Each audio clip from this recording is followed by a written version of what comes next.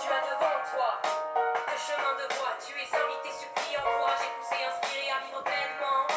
D'une vie dans le vent, suis le souffle venu d'un lieu inconnu. Cherche en toi. Bonjour à tous, bienvenue Celui qui est la de voie. retour Écoute-toi. sur cette chaîne. Merci de vous être abonné. Si ce n'est pas encore fait, faites-le. Aujourd'hui, cette émission, Actu Jésus, vous parle des fois de l'actualité et aussi de l'évangile. Une actualité tellement riche suite aux propos du Premier ministre que je vous ai fait un numéro spécial de Buzz Catho, communiqué des évêques, puis réaction de différents curés, comment nous on peut se situer par rapport à tout ça, et puis qu'est-ce qu'il faut faire concrètement, et comment on fait pour attendre pendant tout ce mois de mai.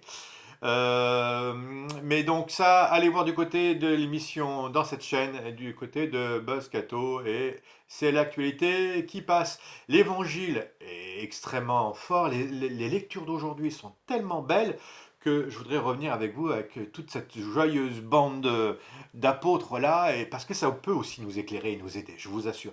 Il y aura pas uniquement aujourd'hui, uniquement que l'évangile, je veux absolument vous lire les actes des apôtres, parce que c'est ce qu'on lit en ce moment, durant ce temps de confinement, et d'après Pâques, et jusqu'à la Pentecôte, hein, donc ça peut peut-être aussi éclairer et nous aider à vivre ce que nous vivons.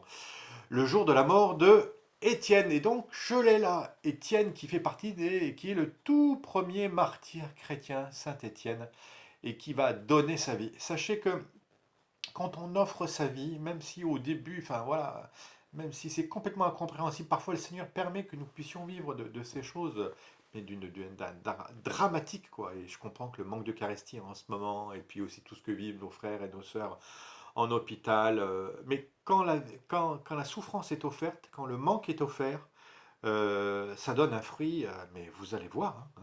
Le jour de la mort, et c'est tout à fait le cas pour Étienne, mais parce que derrière lui, il est le proto-martyr, il est le premier de tous les martyrs, et derrière, on l'invoque et on lui demande de nous aider pour pouvoir vivre comme lui, exactement du même regard. Aujourd'hui, hein, j'oublie pas qu'avec la petite Sainte Catherine de Sienne, hein, donc, dont on vient de fêter la fête, là, voilà, petite Catherine de Sienne, elle vient nous apprendre à regarder, à scruter le plan de Dieu, hein.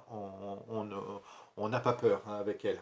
Donc je vous disais, le jour de la mort de Étienne, éclata une violente persécution contre l'église de Jérusalem. Ça date d'il y a 2000 ans, cette affaire-là, hein. C'est pas la première fois que l'église est persécutée. Tous se dispersèrent dans les campagnes de Judée et de Samarie, à l'exception des apôtres. Et là, je les ai là, les apôtres.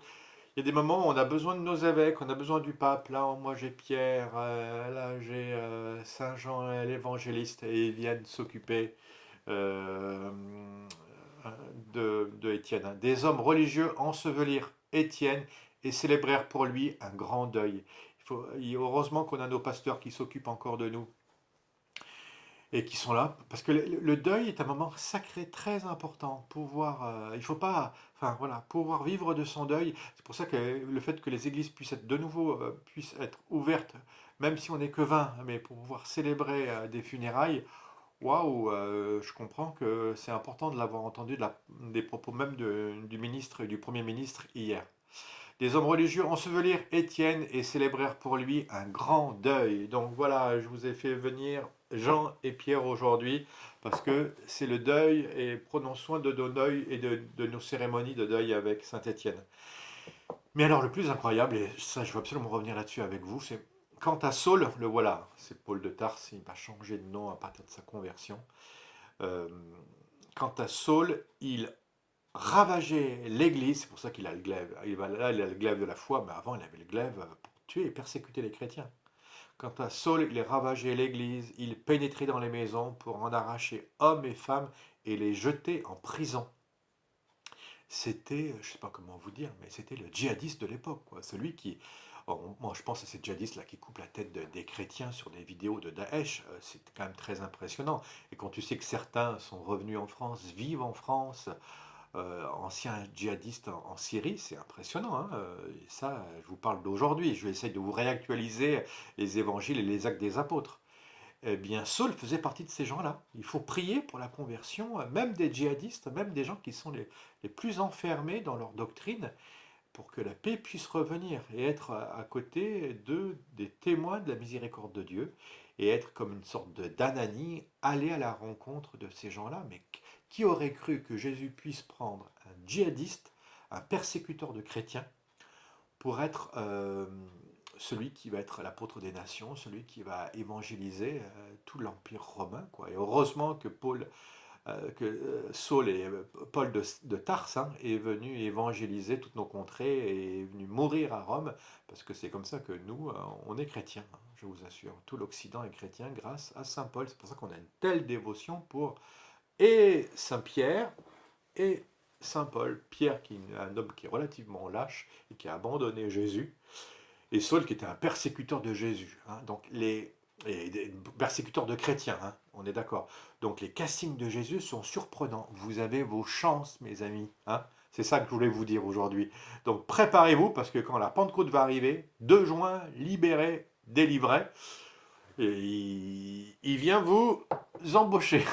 Ce serait une nouvelle chanson de Disney, libéré, délivré, mais embauché. Quant à Saul, il ravageait l'Église. Ceux qui s'étaient dispersés annonçaient la bonne nouvelle de la parole, et là où il passait. C'est ainsi que Philippe, l'un des 7, arriva dans une ville de Samarie, et là il proclamait le Christ. Les foules d'un même cœur s'attachaient à ce que disait Philippe. Vous vous rendez compte de l'efficacité de votre présence sur YouTube, Facebook et tous les réseaux sociaux, et partout où vous allez être, et pas uniquement que sur les réseaux sociaux, dans la vie concrète, là où vous allez être envoyé. Beaucoup de possédés étaient délivrés des esprits impurs qui sortaient en poussant de grands cris. Beaucoup de paralysés et de boiteux furent guéris. Et il y eut dans cette ville une grande joie. Donc béni sois-tu, Seigneur, pour les persécuteurs, parce que là où il y a des martyrs, là où il y a des... Là, je vous fais voir Saint-Étienne. Là où il y a des Étienne qui donnent leur vie, et j'espère qu'en ce moment, vous vous privez d'Eucharistie, ouais, vous allez vivre d'une manière encore plus forte votre amour de l'Église pour pouvoir vivre ce temps avec Jésus. Jésus miséricordieux. Et c'est pour ça que je vous le fais voir maintenant. Et je vous donne l'évangile, je vous le lis tel qu'il est. En ce temps-là, Jésus disait aux foules, alors il vous parle à vous. Moi, je suis le pain de la vie. Celui qui vient à moi n'aura jamais faim. Celui qui croit en moi n'aura jamais soif. Moi, je vous l'ai déjà dit, vous avez vu, et pourtant vous ne croyez pas. Tous ceux que me donne le Père viendront jusqu'à moi. Donc c'est pour ça que Jésus veut se servir de vous. Hein. Tous ceux que me donne le Père viendront jusqu'à moi, et celui qui vient à moi, je ne vais pas le jeter dehors. Bonne nouvelle! Car je suis descendu du ciel pour faire non pas ma volonté, mais la volonté de celui qui m'a envoyé. Or, telle est la volonté de celui qui m'a envoyé. Donc ça nous intéresse. Quelle est la volonté du Père? Qu'est-ce que Dieu veut? Quelle est la volonté de Dieu? Hein? Or, telle est la volonté que celui qui m'a envoyé, que je ne perde aucun de ceux qu'il m'a donnés, mais que je les ressuscite au dernier jour. Vous entendez? C'est quoi ressusciter au dernier jour? Hein? Telle est la volonté de mon Père, que celui qui voit le Fils, c'est-à-dire lui, hein, et croit en lui, ait la vie éternelle. Quelle bonne nouvelle, ça devrait vous mettre dans une joie incroyable. Le paradis, il est pour vous, cette vie éternelle, elle est pour vous. Et moi, dit Jésus, je le ressusciterai au dernier jour. Donc, il faut, hein, telle est la volonté de mon Père, que celui qui voit le Fils, ça c'est vous, et croit en lui. Donc il faut vouloir le voir, il faut vouloir croire, si c'est le cas. Hein. Et comment vous allez le voir? À travers les pauvres, à travers tous les gens qui vont vous mettre sur cette vie, dans cette vie, sur terre, devant vous. Hein. Et donc il vient évidemment dans l'Église, évidemment il vient à travers les sacrements, il vient à travers les pauvres, il vient à travers vos amis, il vient à travers des quantités de gens qui sont juste là à côté de vous. C'est là, quand vous l'avez fait au plus petit d'entre les miens, c'est à moi que vous l'avez fait, dit Jésus. Telle est la volonté de mon Père, que celui qui voit le Fils, hein, ça va être vous ça, et croit en lui, ça c'est vous, et la vie éternelle. C'est pas une bonne nouvelle ça? C'est-à-dire que vous vous dites, oh, je suis peut-être pas à la hauteur, peut-être que je vais faire du purgatoire, peut-être que je vais être en enfer. Mais non, tu veux croire en lui, tu veux aimer, c'est ce que nous disent les saints. Alors le Christ vient te purifier, le Christ vient te sauver. Et moi, je le ressusciterai au dernier jour. Oh, quand tu entends ça, mais tu rentres dans une espérance folle. Alléluia, le Seigneur est venu pour me ressusciter au dernier jour. Donc ma vie, elle n'est pas prête de se terminer. Il y a cette vie sur cette terre, on est d'accord, mais il y a la vie éternelle que le Seigneur nous a donnée. Donc brusquement, ces 3 mois de confinement, certes, ils sont pénibles, ils sont durs, c'est une purification, mais je sais qu'il y a, je vais vous le spoiler, hein, la fin du fin, c'est quoi? C'est que le Christ va ressusciter. Et que toi, c'est pas dramatique la fin de cette vie sur cette terre, il se passe quelque chose après, c'est la vie éternelle en Dieu, avec tous les saints qui sont là, derrière moi, avec moi, là, tous là, on va tous se retrouver dans la vision béatifique pour l'aimer et l'adorer. Allez, courage, tenez bon. D'ici là, à très bientôt pour une nouvelle émission. C'était Actu Jésus. À très bientôt. Alors je vous laisse avec tous les saints. Jésus, Étienne, Pierre, Jean, et j'ai même Saint-André pour vous, d'accord? Et Saint-Paul, le djihadiste converti. Ça, c'est des bonnes nouvelles. À bientôt.